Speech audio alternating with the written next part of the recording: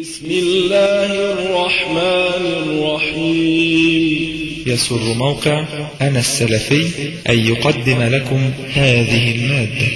ادع إلى سبيل ربك بالحكمة والموعظة الحسنة وجادلهم بالتي هي أحسن إن ربك هو أعلم بمن ضل عن سبيله وهو أعلم بالمهتدين. الحمد لله وأشهد أن لا إله إلا الله وحده لا شريك له وأشهد أن محمدا عبده ورسوله صلى الله عليه وآله وسلم.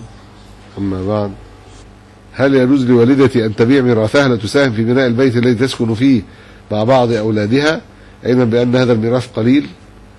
نعم، يجوز أن تبيع ميراثها.